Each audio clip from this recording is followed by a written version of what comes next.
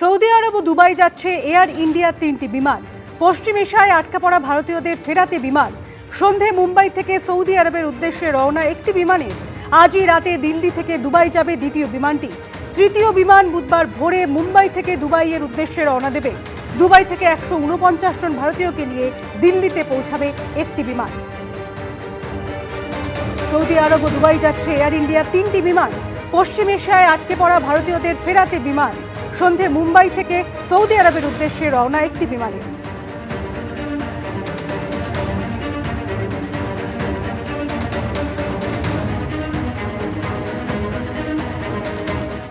যুদ্ধের মধ্যে হরমুজ প্রণালী বন্ধ করে দিল ইরান। আর এই অবস্থায় উদ্বেগ বাড়ছে বিশ্বের তৃতীয় বৃহত্তম অপরিশোধিত তেলের আমদানিকারক দেশ ভারতের। যদিও কেন্দ্রীয় পেট্রোলিয়াম মন্ত্রীর দাবি, বর্তমান পরিস্থিতির মোকাবেলা করার জন্য ভারতের হাতে পর্যাপ্ত শক্তি মজুত রয়েছে। আর এরই মধ্যে প্রশ্ন উঠছে, পশ্চিমবঙ্গ, কেরল সহ 5 রাজ্যের ভোটের মুখে কি তেলের দাম বাড়াবে কেন্দ্রীয় সরকার? বিদেশ নীতি নিয়ে প্রশ্ন তুলেছেন রাহুল গান্ধী। উত্তর এসেছে বিজেপির তরফ থেকেও। যুদ্ধ চলছে পশ্চিম এশিয়ায়, আর তার আঁচ এসে পড়েছে ভারতে। সম্প্রতি দুদিনের ইসরায়েল সফরে গিয়েছিলেন প্রধানমন্ত্রী নরেন্দ্র মোদী। আর মোদী দেশে ফেরার দুদিনের মধ্যেই ইরানে হামলা চালিয়েছে ইসরায়েল। আমেরিকা ও ইসরায়েলের যৌথ হামলায় নিহত হয়েছেন ইরানের সর্বোচ্চ নেতা আয়াতুল্লাহ আলী খামেনেই। এই অবস্থায় ভারতের বিদেশ নীতি নিয়ে প্রশ্ন তুলেছেন লোকসভার বিরোধী দলনেতা রাহুল গান্ধী। সোশ্যাল মিডিয়ায় তিনি লিখেছেন, ভারতকে নৈতিকভাবে স্পষ্ট থাকতে হবে। আন্তর্জাতিক আইন ও মানুষের জীবন রক্ষায় আমাদের স্পষ্টভাবে কথা বলার সাহস থাকা উচিত। এরপরেই প্রধানমন্ত্রীর উদ্দেশ্যে তিনি বলেছেন, প্রধানমন্ত্রীকে অবশ্যই বলতে হবে বিশ্ব ব্যবস্থায় একজন রাষ্ট্রপ্রধানকে হত্যা কি তিনি সমর্থন করেন? भारत ईरान के साथ ही था।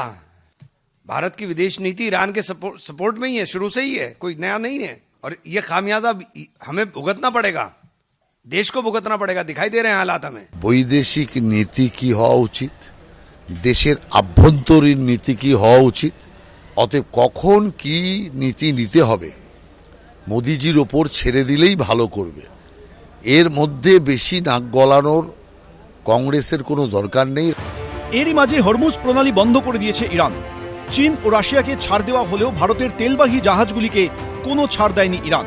আর এই অবস্থায় উদ্বেগ বাড়ছে ভারতের। কারণ বিশ্বের তৃতীয় বৃহত্তম অপরিশোধিত তেলের আমদানিকারক দেশ হল ভারত। ইরাক, সৌদি আরব, সংযুক্ত আরব আমিরশাহী, কুয়েতের মতো দেশ থেকে ভারতের আমদানির প্রায় অর্ধেক অপরিশোধিত তেলই আসে এই হরমুজ প্রণালী হয়ে। দৈনিক হিসেবে ধরলে যা প্রায় 27 লক্ষ ব্যারেলের কাছাকাছি। যদিও সরকারি সূত্র অনুযায়ী দেশে এই মুহূর্তে 25 দিনের অপরিশোধিত তেল এবং 25 দিনের পেট্রোলিয়াম পণ্য মজুত রয়েছে। অর্থাৎ সব মিলিয়ে 50 দিনের জ্বালানি মজুত রয়েছে দেশে। পেট্রোলিয়াম মন্ত্রী হরদীপ সিং পুরী জানিয়েছেন, বর্তমান পরিস্থিতির মোকাবিলা করার জন্য ভারতের পর্যাপ্ত শক্তি মজুত রয়েছে। যদিও আন্তর্জাতিক বাজারে বাড়তে শুরু করেছে অপরিশোধিত তেলের দাম, যার জেরে ভারতেও তেলের দাম বাড়ার আশঙ্কা তৈরি হয়েছে। সামনেই পশ্চিমবঙ্গ, কেরল সহ 5 রাজ্যের ভোট। বর্তমানে তেলের দাম নিয়ন্ত্রণ রাষ্ট্রায়ত্ত তেল সংস্থাগুলির হাতে থাকলেও প্রশ্ন উঠছে, ভোটের আগে কি পেট্রোপণ্যের দাম বাড়ানোয় সায় দেবে কেন্দ্রীয় সরকার? এই প্রেক্ষাপটে অনেকেরই মনে পড়ে গেছে 2021 সালের শেষের দিকের কথা। সেই সময় বিশ্ববাজারে অপরিশোধিত তেলের দাম হু হু করে বাড়লেও উত্তরপ্রদেশ সহ 5 রাজ্যের ভোটের জন্য প্রায় 4 মাস ধরে পেট্রোল ডিজেলের দাম বাড়ায়নি মোদী সরকার। কিন্তু ভোট বিটতেই তেল ও রান্নার গ্যাসের দাম বাড়ানো হয়। মানে কেন্দ্র সরকার খুব ক্রিটিক্যাল জাংচারে দাঁড়িয়ে আছে। অর্থাৎ তেলের দাম বাড়ানো তার পক্ষে আত্মঘাতী হওয়ার সামিল হয়ে যাবে। আবার তেলের দাম যেভাবে বাড়ছে তাতে কোম্পানিগুলোর পক্ষে চালানো মুশকিল। সুতরাং অল্টারনেটিভ একটা অপশনের কথা নিশ্চয়ই ভাবতে হবে, এবং সেক্ষেত্রে আমেরিকার যে ভ্রুকুটি সেটাকে তাদেরকে উল্লঙ্ঘন করতে হবে। এ নিয়ে কেন্দ্রীয় সরকারকে আক্রমণ শানিয়েছে বিরোধীরা। इसका नुकसान हमें सबसे ज्यादा होना है। यहाँ तेल की कीमतें बढ़ेंगी, महंगाई बढ़ेगी, सब चीजें बढ़नी है यहाँ। কেন তেলের দাম বাড়াতে হবে? আন্তর্জাতিক বাজারে মনমোহন সিং এর সময় যখন $119 প্রতি ব্যারেল দাম হয়েছিল, তখন মনমোহন সিং এর সরকার 74 টাকা থেকে 72 টাকা বাধ্য হয়েছিল পেট্রোল করতে। তার জন্য মনমোহন সিং এর বিরুদ্ধে রাস্তায় নেমে সোচ্চারে স্লোগান দিয়েছিল, গালিগালাজ করেছিল ভারতীয় জনতা পার্টি।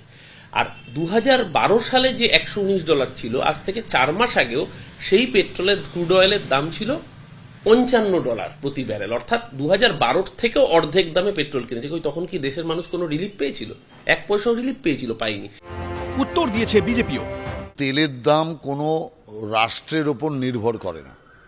আন্তর্জাতিক বাজার এবং আন্তর্জাতিক পরিস্থিতির ওপর নির্ভর করে।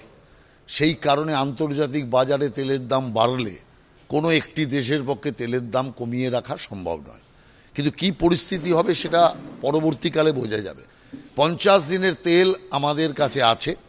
50 দিন তো অনেক দিন, তার মধ্যে অনেক কিছু হবে। ইরানের বাধায় হরমুজ প্রণালীতে আটকে রয়েছে শয়ে শয়ে জাহাজ। এ নিয়ে এদিন শীর্ষ আধিকারিকদের সঙ্গে বৈঠক করেন কেন্দ্রীয় জাহাজ মন্ত্রকের রাষ্ট্রমন্ত্রী সর্বানন্দ সোনোয়াল। ঝিলম করঞ্জাই, আশাবুল হোসেন, এবিপি আনন্দ। এবিপি আনন্দ, এগিয়ে থাকে, এগিয়ে রাখে।